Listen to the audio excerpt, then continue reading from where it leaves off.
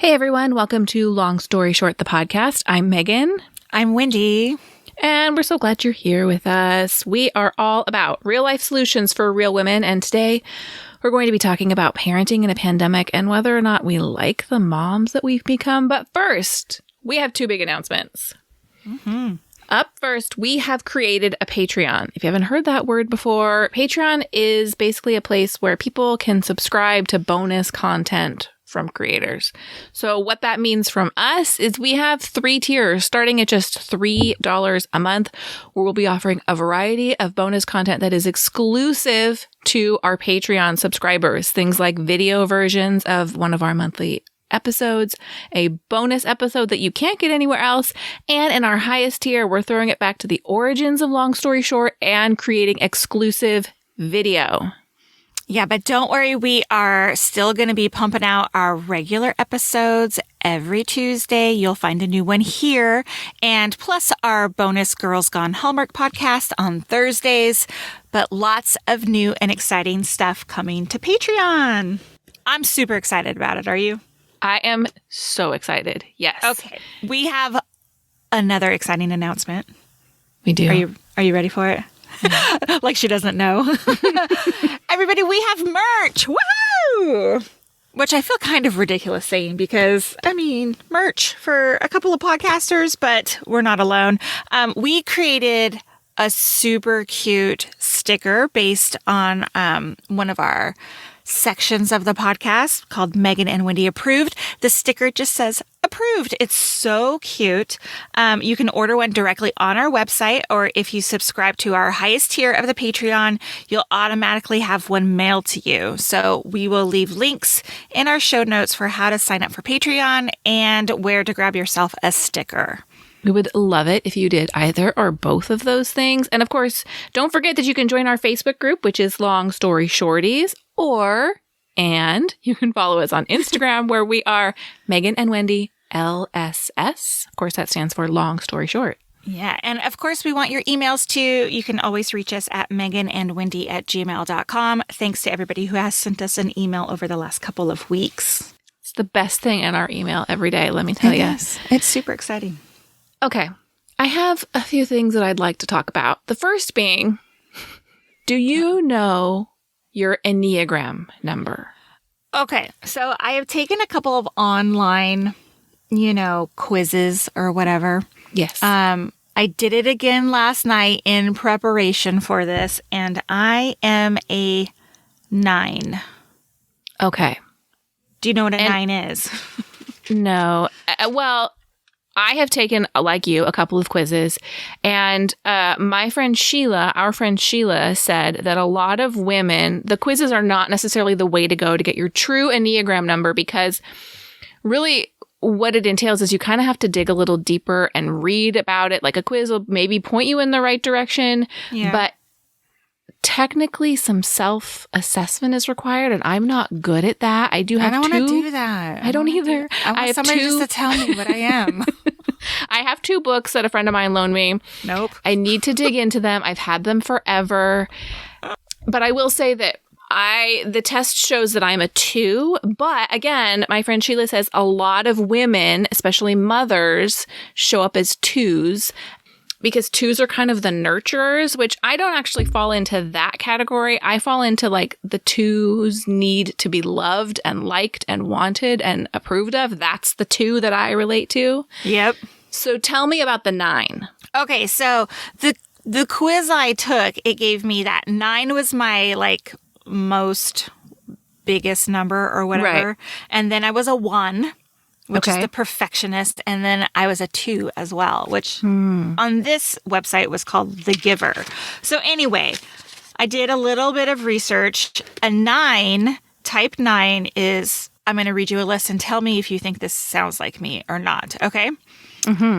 Balanced, avoids conflict, people pleaser, goes with the flow, retreats under stress. Oh, mostly yes. Mostly? What's not? I think... Go ahead. the balance part, would you claim that we've got that under control? No, you're right. I mean, outwardly, I think you project. This is hard because, yeah, inwardly, I'm a hot mess. This is true. Well, aren't we all? I'm just saying, I don't think you would be like, my life is in perfect balance. No. And I would also say a lot of this is how we present to the world. And so when it's like avoids conflict, but then you and I are always like, not in conflict, but in conflict with the world. Right. But outwardly, we're like, let's just go with the flow. I would say that's accurate. Someone in my Instagram comments pointed out that they feel that I may lean more towards a 1. Now, you noted that a 1 is a perfectionist, but one of the descriptions I found is a moral perfectionist. So they have a strong sense of right and wrong. They really like following the rules. Yeah, does that sound like anybody you know? Yeah. Idealistic, serious. I'm not necessarily self-disciplined or oriented, but I do feel like I love a rule. I feel like there is a routine and an order to things. No one is one thing all the time. So in certain moods, you can tend towards other numbers. Mm-hmm. But if you know your Enneagram number and you feel like your Enneagram number really speaks to you, send us an email and let us know. Because I am going to set a goal to dig into the books that I have and have a better understanding of my Enneagram number by next week. Well, you heard it here first. Can you research mine as well? It's self-assessment. Yeah, I just don't want to do it. Do you still want to know, though? I mean... Or do you not care that much? What I like are like the cute little Instagram drawings people make for these numbers, and that's good enough for me. But yeah, okay, so I agree, but I want to be able to strongly identify with the drawings and the memes, and there's many, many, many Enneagram Instagram accounts, and I want to be like, oh yeah, that's absolutely me. But then sometimes many of them speak to me. Okay, but why? What is it? Okay. I just want to feel known. And so when I see something, I'm like, oh yeah, that's me. Okay. It feels good to know that there are other people like me. Well, of course there's other people like you. Well, I know, but it's like, it's nice to feel like people get me. Even internet strangers creating memes. Well, what I would like to know is because you and I are very kind of similar but opposite at the same time. And so I would like to know how your number plays with my number, know? Oh, yeah. That's what I'm interested in. And maybe like how my number plays with my husband's number and my daughter's number. So that's what I am interested in. I don't care about me. Yes, these things sound like me. I do enough therapy to know that I know who I am, Indeed. I feel like fired up about it. I'm sorry. I don't know why. Speaking of fired up, a while back, I made a flippant comment in our Instagram stories about a former member of a boy band who is now independently popular, and that is a Mr. Justin Timberlake. And many people wondered why I dislike JT, including our very own Wendy. Yeah, I'm curious. I mean, I don't think he's without fault. I'm just curious why you think he's a garbage human. Well, 2 reasons. Okay. 1, he let Janet Jackson take the fall for Nipplegate. Gracious. I mean, she went down and he did not. It doesn't matter. Do you think he knew she was going to do that? He let her take the fall. He was like, his star kept rising and Janet became this symbol of poor taste. Okay. The other thing he does that I dislike, look, I didn't say I spend a lot of time thinking about this. I just say, like, in my mind, I feel negatively about Justin Timberlake, and here are my 2 reasons. The other is he has spoken negatively about his very famous ex-girlfriend, Britney Spears, over and over again. When, like, dude, move on. Like, he just, they broke up. He's happily married. With children, and like in the years since they broke, has made many negative comments about her, and I feel like it's in poor taste. You're going to need to point me to these comments because I'm curious. One. I will. We will leave some links in our show notes. Look, I feel for Britney Spears. I feel like I wish someone could save her from her own life. And his star has risen far beyond hers. He doesn't need to continue to punch down. Okay, fine. But, she did cheat on him. Right. I understand that. But how many times does he need to bring that up is the question. I don't know. I mean, don't they make songs about each other? Like, haven't they in the past? I believe so. I know. Okay. Well, see, I thought you were referring to his rumored infidelity last summer. I mean, that adds to it, but yeah. That's what I thought you were referring to because over the weekend I watched his new movie. It's called Palmer. It's on Apple TV. And he plays this former high school football stud who ends up going to prison.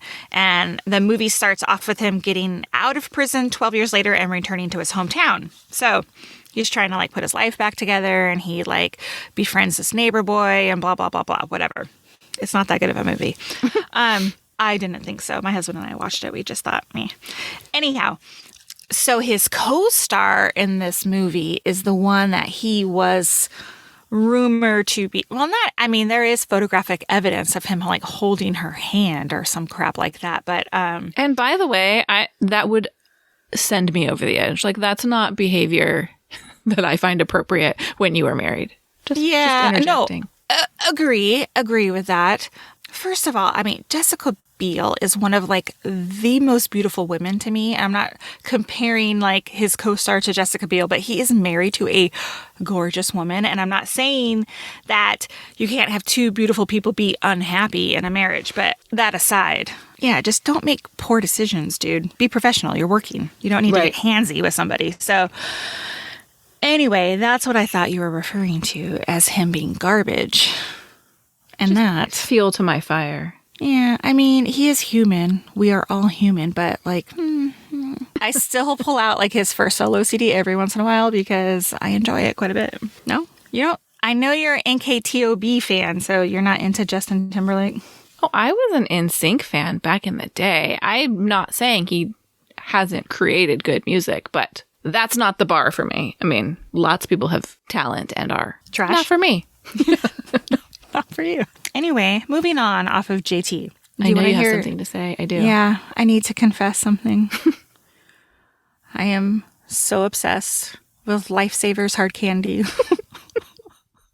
I know this is so dumb. And honestly, let me backstory here. When I was a child, my grandma used to always buy me those Lifesaver books at Christmas time. You know what I'm talking about, right? Yes. Okay. Well, my daughter got one for Christmas this year, and I ate the entire thing because I was like, man, they're so damn good. And then I was like, well, I'm going to pick me up some more Lifesavers. You cannot find them anywhere. I was going to say, I spend a lot of time in the candy aisles, and I don't know that I've seen them. We buy Wintergreen Lifesavers by the bag, but not the fruity ones. Wait, I have a note on those as well. Okay. So I looked everywhere. Grocery stores, candy aisles, Target. They just don't exist in the little rolls, the little roll packs. So I bought some off of Amazon. I swear to God, I got a 5-pound bag of individually wrapped Lifesavers. And so my daughter's put them in a candy dish. I just wipe through those things every single day. And my husband's like, what is going on? He's like, those are complete sugar. I'm like, yeah, whatever. What's a handful going to do to you? But I don't suck on them. As soon as I put them in my mouth, I crunch them up with my teeth. So I'm sure I will break a tooth eating these things. Anyway, I just can't help it. It's weird. It's weird. It's triggered some sort of binge eating thing for me, which is dark and scary. But that aside, I want to talk to you about the minty ones. Please. I did some research on these last night, and apparently those can be super addictive. Oh, I believe it because we buy them by the bag, the Wintergreen individually wrapped ones. Mm-hmm. I keep them in the house and I keep them in the pantry where I keep all of our food. And when we have them, every time I walk by the pantry, I grab one. And so I'll eat 6 or 7 a day. Yeah, me too. Okay. And they kind of give me a stomachache after a little while. Ooh. But I believe that they're addictive because it's not just like a one and done. Like I just keep grabbing them when we have them. We go through them pretty quickly. And sometimes when I keep them in the pantry, I'll like unwrap them. And this is husband caught me.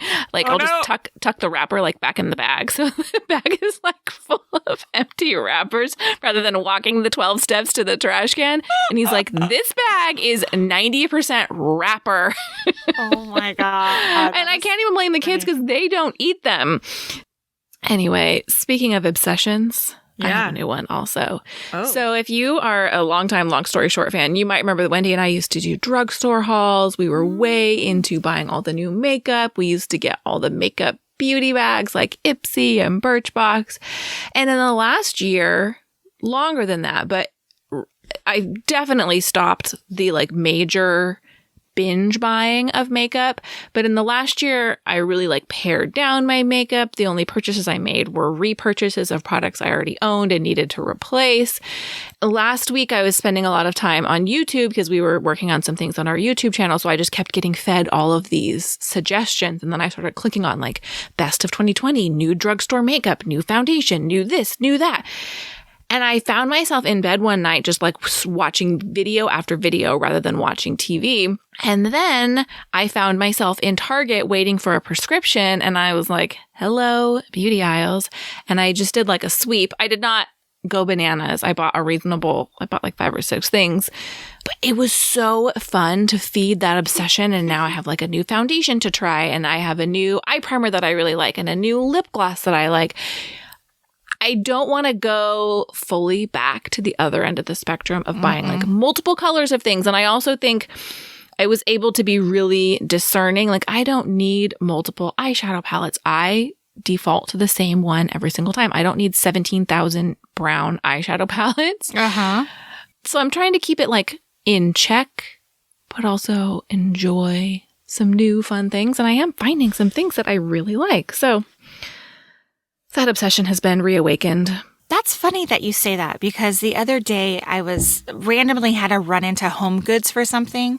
And I used to go to Home Goods a lot pre-pandemic, like a lot. And I haven't been in there in like a year. And I was like, this feels so fun. Like there was like all these new things that I wanted to get. Like I got in line holding, no joke, probably 12 items. Felt so good. Just because it felt normal, you know? Right. Yes. So I haven't been to a Home Goods in forever. I miss it. I need a new unnecessary coffee mug and like some caramel corn, you know? And a candle and a pillow and a dog toy. Home Goods BTW has the best dog toy selection out there for the greatest price. So if you need some new dog toys, that is your go-to. That's where I go to buy dog beds because they're the best prices there. Yes, they've got a great pet selection. Yeah, they do. All right, so swinging back the other direction from things that are fun to things that are uncomfortable. You had an experience. I did. Okay, so I was supposed to have a hair appointment this last week. And if you don't know, salons are back open here in Southern California. With limited number of people, right? Limited capacity, if I understand that correctly. Okay. So my hair lady calls me to remind me that I have an appointment. She calls the morning of and she's like, hey, I need to cancel our appointment. And I'm like, oh no, here it comes, right? She has COVID. Oh. So yeah, did I tell you about this? No. Yeah. So she's like, she's had it for 2 weeks. She thought it was going to be 14 days that Tuesday. But it was only 12, so she didn't feel comfortable having people come into the salon, thankfully. So she's like, can I bump your appointment to Saturday? And that would have been like 16, 17 days. I said, okay, fine, no problem. So I typically go in like on a weekday when there's not that many people in there, but this is a Saturday I go in there and the place is bumping. And I instantly walked in and I was like, I'm uncomfortable. There's a million people in here. And while everybody had a mask on, I was wearing a mask as well. I couldn't help but feel like, how do I know that everybody is healthy in here? And it was I don't. And it's mostly, this is what I was saying. So my main hair girl and her assistant both had COVID. And her assistant is like doing something, and we're doing something to my hair, and we're talking, and she's like, oh yeah, I didn't know if she told you that I had it too. And I'm like, no, she didn't. So then I just learned that. And then I come to find out that their spouses also have it. So, and I don't know where they're at on the spectrum, right? Yeah. So it made me, I wanted to crawl out of my skin and just get out of there like as quickly as possible. It was such a terrible experience. And I don't like feeling that way. I just don't like feeling that way. And it just made me like feel like, oh my God, not that I can't trust anybody, but like in that scenario, I just was like, I don't know who is healthy and who's not in this space. And I don't feel good about it. So, well, that's been, how I've felt all along. And my husband is as strict as I am simply because I am as strict as I am. I think he would be more willing to do things that are allowed. Like there's a lot of things that are allowed that I'm not comfortable with, which is most things. Mm-hmm. But like he would be more willing if I were more willing. And I'm like, no, we're not doing any of that. So he's locked down. But he's like, all these people he's like, look around, everyone's fine. I'm like, yes, but they're fine until they're not. Mm-hmm. Like maybe they're pre-symptomatic and he thinks I have gone off the deep end. That's the hard part is you just don't know. You just don't know until you know. You just brought up something that I want to ask you a question about. So your husband will default to whatever you say goes? I think that's a strong statement. In life or in COVID? Okay, in COVID, because that's what we're talking about. So because I feel so strongly about keeping these COVID precautions, yes. Also, he talks a big game, but he's a teacher. And when he gets down to it, he's like, I have a responsibility to my students to be safe. Okay. But in terms of life stuff, will he default to you? If you say like, no, I don't want to do that, then he'll say, okay. Or is it like a bigger conversation than that? It's a bigger conversation than that. I know plenty of people who have partners that just go with whatever they say. And that's not the case in our house. There's a discussion. If he feels strongly about something, then there's a discussion and we have to find a conclusion, which is not always my choice. Yeah. Does your husband default to what you want? Oh, God, no. Guys, we're going to take a quick break and we'll be right back to chat about pandemic, parenting.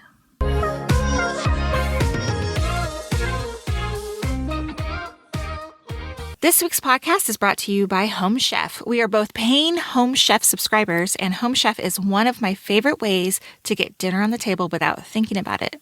The ingredients show up on my front porch. I put them together. Everybody eats. I even went as far as ordering one of their oven-ready meals this week as a gift to myself.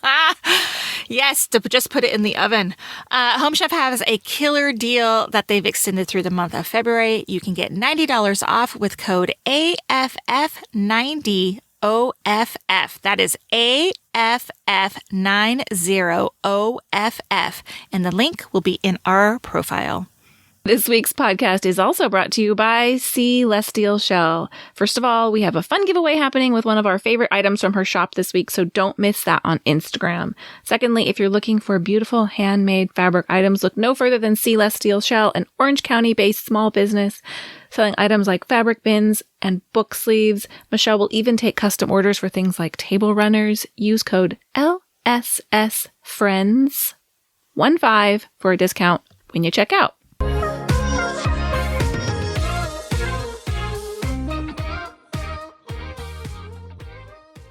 All right, so this week we wanted to talk about parenting, and we wanted to be really real about how we feel we're doing parenting in a pandemic. And Wendy, in a few words, how do you think you're doing parenting in a pandemic? I think I'm figuring it out as I go, to be truthfully. I don't have the right answers, I don't think. So if you're tuning in for advice, forget it. You're not getting it from me because I have no flippin' idea what I'm doing. Yeah, I have a teenager. I have a 13-year-old daughter, and I'm just trying to figure out how to parent a teen, let alone parenting a teen during a pandemic. Well, and that, I think, takes me to the next thing I wanted to discuss, which is, the specific challenges I also have a teen. I have a 10-year-old and a 13-year-old. And like Wendy said, we've got the issues faced with parenting a teen who desperately wants independence. Mm-hmm. And then you have parenting in a pandemic layered on top of that. So my son is in 8th grade. Last year in 7th grade, we had started giving him little bits of independence. Like, yes, you can walk across the street and get a smoothie after school on Fridays with your friends. Little bits of like going and doing things on your own. And then all of that was ripped away in March. I will be honest, my 13-year-old rarely sees friends. Most of his friends, I think it also has to do with like, they're so into video games that that's their socialization. Uh-huh. So I think a lot of parents are like, well, myself included, they can get this socialization online. Then we kind of feel like we don't have to make a super extra effort to figure out how to get them safe socialization. Mm-hmm. Well, first of all, want to address that I think Megan and I have like very different styles of parenting and very different, not very different, but different views on how to navigate a pandemic. Would you say that's fair? Yes. Okay.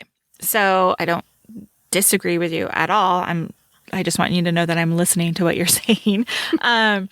I agree with you that I think that there is a social aspect that teens are getting via electronics. Like in your case, it's your son and he plays video games.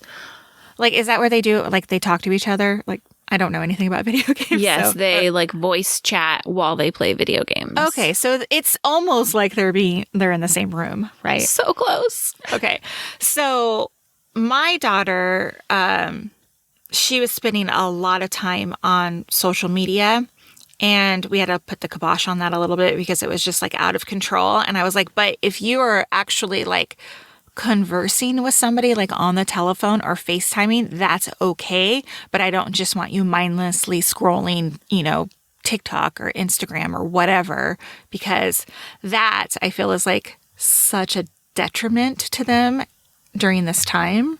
Right. Especially if they're seeing friend groups or other people looking like they're doing stuff. Maybe they're not. That's the whole problem with social media is like you never know what's true out there. So that layer of parenting is difficult during this time as well. Well, you said, figuring it out as you go along. And I will say in the beginning, we were very, very, very locked down. And now I would say we are just very, very locked down.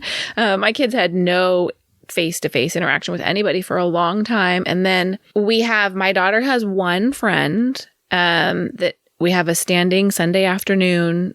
They live directly behind us. So we trade off backyards and they are masked and they keep their distance. I mean, I set up their chairs far apart and they just hang out and they just hang out for a couple hours and they draw and they listen to music and they chat and it just kind of fills that need. Mm-hmm. And that really, like she looks forward to that. That really fills a need. She also does chat online with her friends. And I will say prior to the pandemic, my kids had we didn't allow any of that. They don't have phones and my daughter didn't have like video chat or any ability to message her friends because she was 9 and I was very strict about that sort of thing and immediately had to change that rule because I knew they needed access to their friends. So, we changed the level of screen time we allowed and we changed the way we allowed them to communicate with their friends. And we've just kind of been as it goes, finding ways to make it work. None of it is perfect. I don't think anybody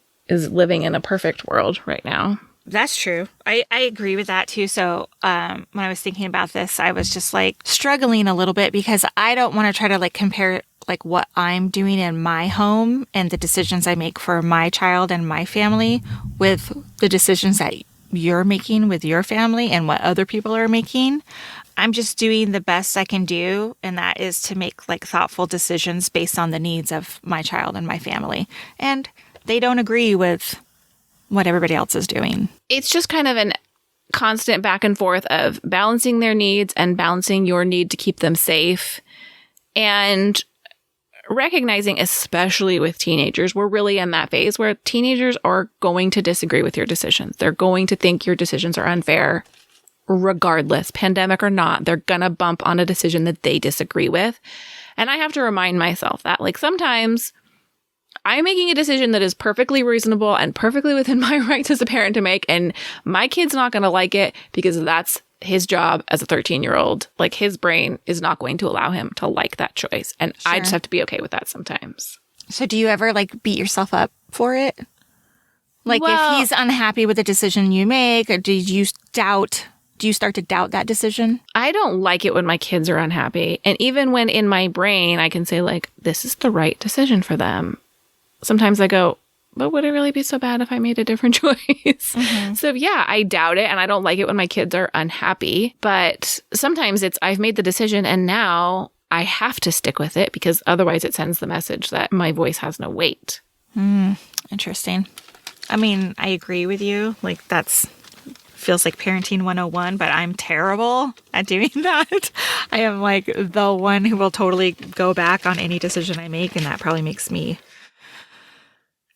an easy target. Well, and I think you can reserve the right to change your mind. And not saying every decision is set in stone, but I also try not to allow myself to be, manipulated by tears or outbursts. If you want to have, I'm trying to teach them how to have conversations when they don't like something, right? Mm-hmm. Explain to me what it is that's going on. Yelling at me is not going to be effective. But how do we have a discussion with someone and make our point and then sometimes still not get your way? I don't know. I mean, sometimes it's thank you for coming to me. Thank you for speaking kindly. Thank you for laying out your points. My answer is still no. I mean, that's just going to be the way it is sometimes. Yeah. As much as we've loosened up our screen time rules, we also still feel like, hey, you need to get outside every once in a while. I need you to feel the sun on your face and breathe fresh air. I know you don't think you need those things, but I know that I feel better. As much as I'd love to spend all day on the couch doing nothing, watching movies, I know I feel better if I go outside for 20 minutes. Right. And I feel like if I force you to do that, you'll also get that endorphin boost that you don't think you need. So do you let your kids go outside? Yeah. Yes. I know that sounds like a ridiculous question. Just because like my neighbor next door, like I haven't seen their 2 kids since last March. Like literally, like not once, maybe walking the dogs, but like that's it. So I know there's like some families that don't let their kids go outside. I would have a hard time regulating that since I send my child to school. I couldn't be like, well, no, you can't hang out outside now. Circling back, you do let your kids go play. Do you let them go to the park or are they just allowed to like play? So there are a lot of kids in our neighborhood, but their friend groups aren't in our neighborhood. So while there are a lot of kids, they'll go out and ride scooters together. Like my son and daughter will go together. And every once in a while, they'll go outside if the neighborhood kids are there and ride scooters or bikes. But I will admit, if the group gets too big outside, I'm kind of like, I'll pull the plug. But why? Well, are they wearing masks? They are, yes. So fortunately, our neighborhood is good about that. The moms are all on the same page that the kids, need to wear masks together outside. We, for a while, did not let them socialize with the neighbors. For a long time, the neighborhood kids were socializing mask-free before kind of universal mask wearing became a thing. Mm-hmm. And I was not cool with that. And the groups got really big and I didn't like it. Once everyone kind of tightened up their bubbles a little bit and everyone started wearing masks, I became a little more open to letting them hang out with the neighborhood kids. Okay, so here's a question for you. I was thinking about this morning. You say tightening up the bubble, their bubbles. I personally think like we're fooling ourselves to think that like people are totally abiding by the rules, like outside of your observation of them. You know what I mean? For sure. So then how can you trust that everyone is safe? So I don't kid myself that we have a bubble. We don't. We have our family. And then we just know that, first of all, my kids don't have any indoor interaction with anybody and they don't have any unmasked interaction with anybody because that's the parent I am. So if they're going to see kids, it's outside and with masks on and with the expectation that they're, keeping some sort of distance. So I just know that like in my neighborhood, it used to be all the neighborhood kids and then like the groups that socialize have gotten smaller.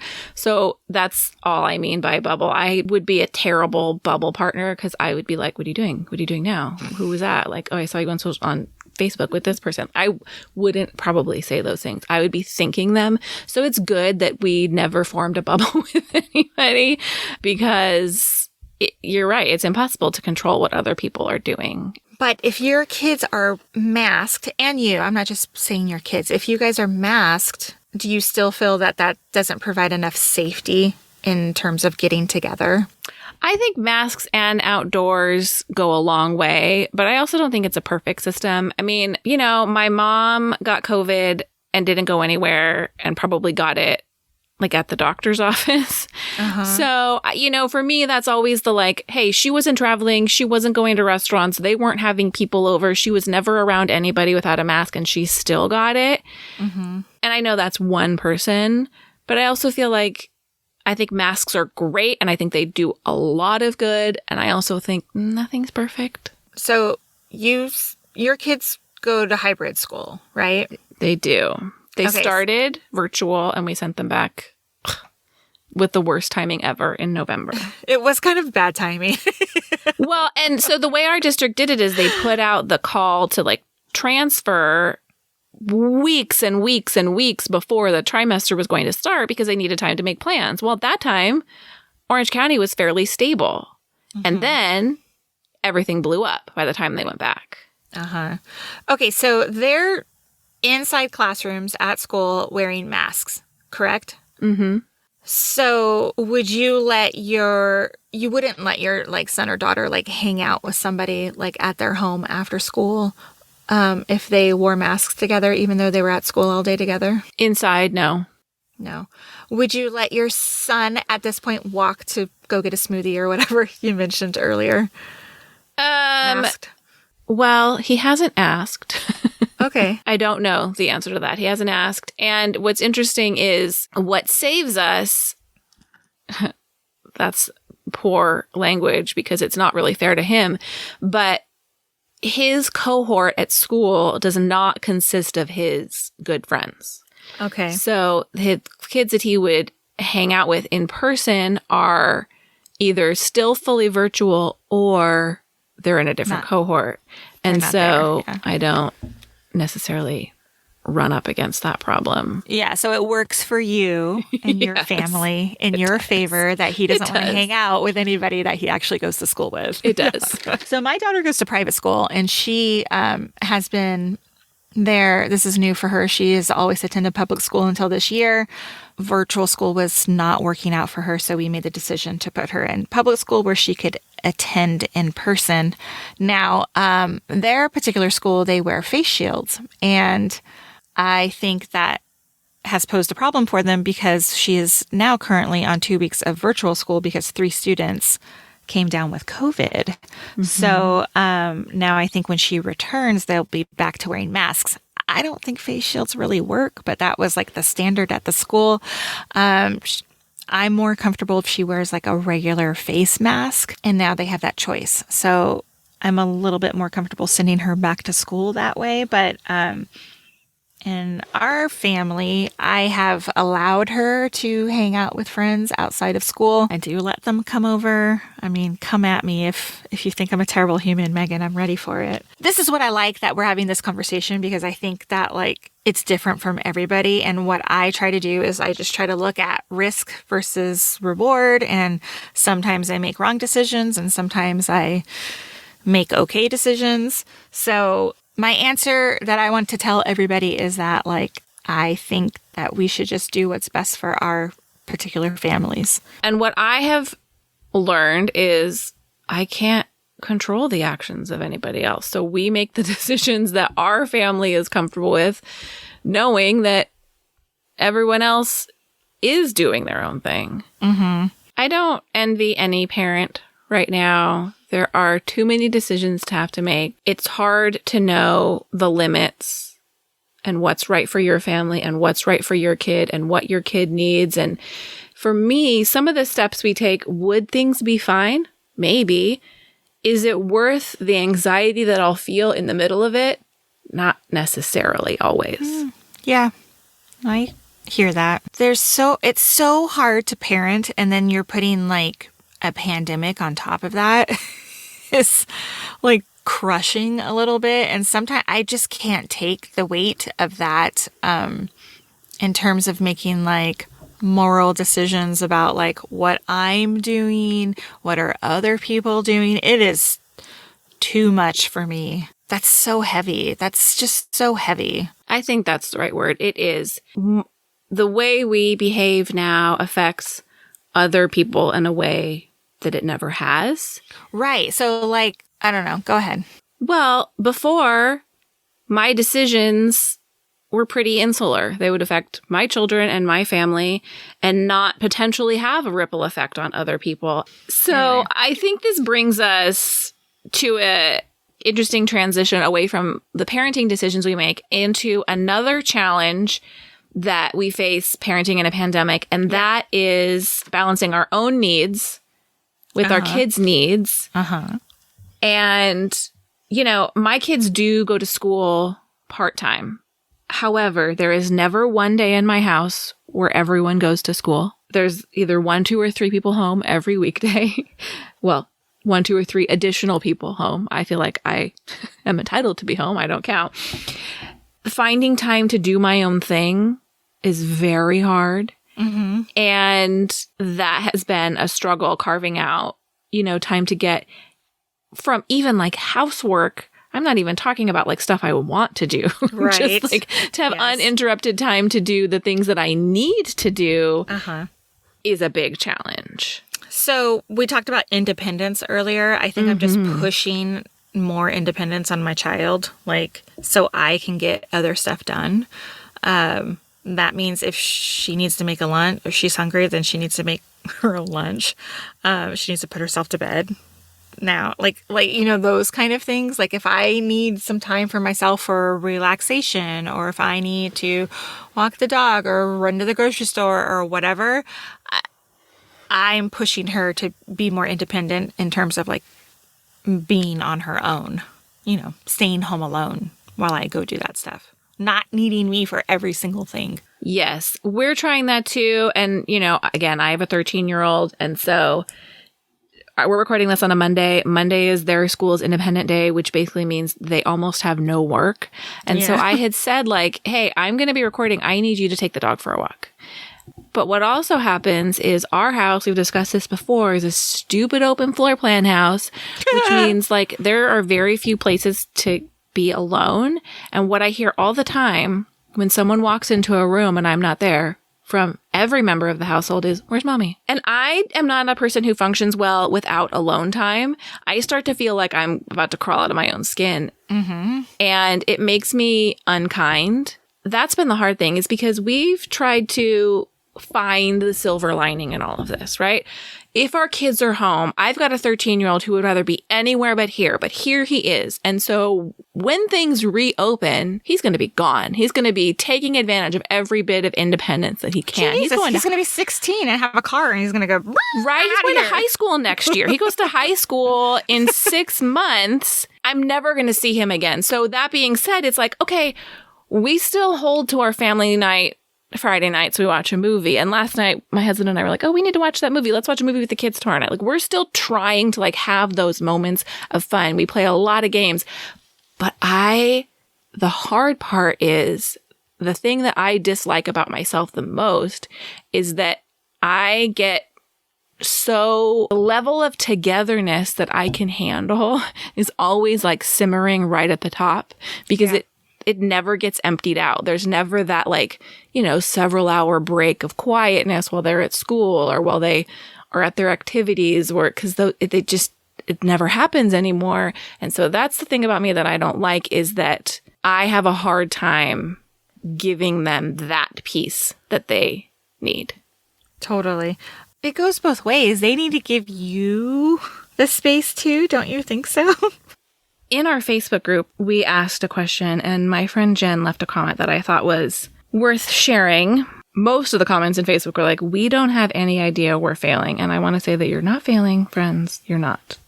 No, and before you go on, I just want to say that too. Like, there's been no example in modern times of like how to do this.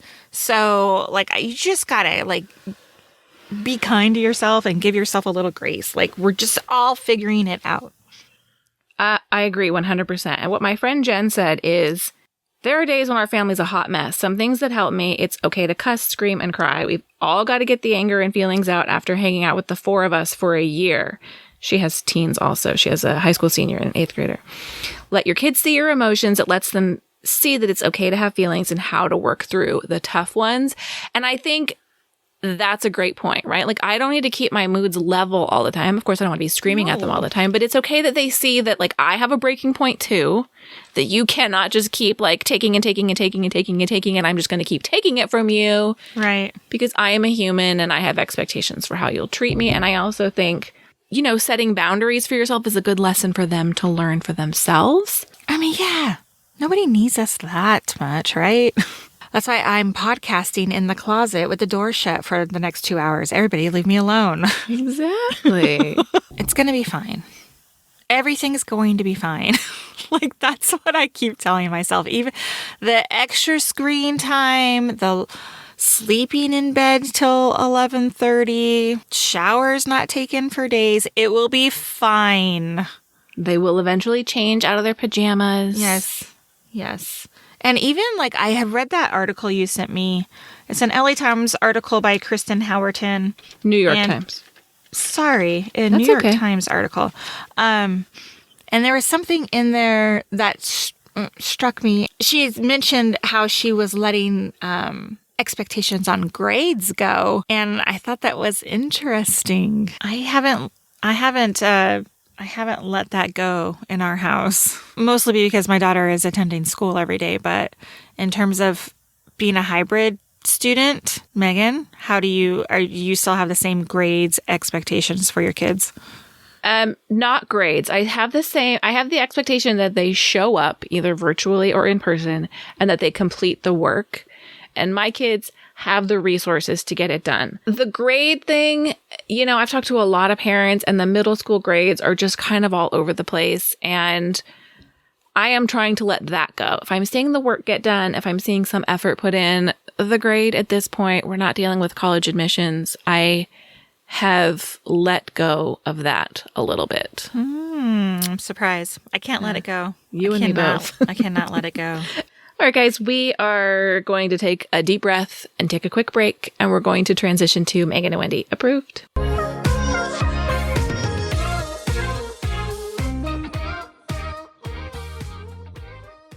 As a quick reminder, you can get your own approved sticker on our website for just $2. Make sure to find the link in our show notes for that. And Wendy, what is your approved item? I get to go first again this week. I'm a giver.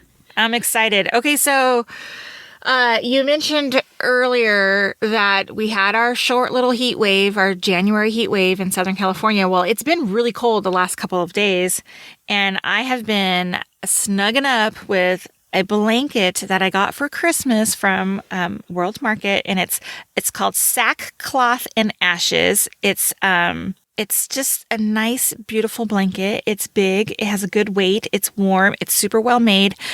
What is really nice about it is that with every purchase of the blanket, they donate a blanket to a homeless shelter. I've just been loving on this blanket the last couple days on my couch watching crap TV. I love it. I love a good blanket. It's so pretty. It's so pretty too. I love it so much. Love the design on it. I will share a picture in our show notes. Do they still have it online? Can you still buy it? They do. It's still available. That's exciting. Yeah. Well, speaking of being cold, my item also goes right along with that because it has been cold here and my house gets so cold. Mm-hmm. And at night, sometimes I feel like I cannot warm up. So I've been taking a lot of baths and I have gone through all of the bath bombs and the bath soaks. And so I was looking for something new and I bought at Target the Dr. Teal's foaming bath with pure Epsom salt. So this is the liquid version, not the salt dissolving version. It comes in a pump? It comes in a bottle that you pour. Oh, okay. And it's a bubble bath. I don't think regular Epsom salts foam bubble. I don't think they bubble. I think they just dissolve. I think they dissolve, yeah. Yes. So this is a bubbling Epsom salt. And I bought the eucalyptus and spearmint relax and relief version. They have a couple other. There's a lavender and a rose version. Anyway, I like the eucalyptus and spearmint. It makes my bathroom smell like a spa. It bubbles like crazy. The instructions say pour a generous amount under warm running water. And I would agree you want to use like more than a capful to get like good bubbles. My only complaint that I had kind of forgotten about when it comes to bubble baths is for what's nice about these is the bubbles last a long time. They don't just immediately dissipate once you get in. But when you get out, you're all bubbly. Like you need to rinse off. You can't just get out and dry off. You like need to rinse after a bath. Okay. So jump in the shower. I know. But then I have to squeegee the shower walls. Too many steps. It's too many steps, even though the shower's right there. So what I've been doing is like kind of like rinsing off underneath the bath taps, which is not ideal if you like a bubble bath. And it's like $4.99 for this giant bottle. Smells great and I enjoy it. I have a big bag of those Epsom salts, the actual salts. Yes. They do smell wonderful. But I asked about the pump because I have a big body wash of that. That's what I thought you were going to say that you were sharing, but it's a big body wash with a big, huge pump. Yeah, I like that brand a lot. I do too. And it leaves your skin nice and soft. Awesome. All right, friends, that's it for us this week. Do not miss our bonus podcast episode this Thursday where we will be discussing Snow-Kissed, the final movie in the New Year New Movie series from the Hallmark Channel for January. But don't worry, God. There's more coming. If you have a minute, we would love it if you would leave us a rating and a review, as not only do we love to read them, but it helps our podcast get discovered in a sea of millions. Until next time, have a great week, friends. Bye. Goodbye.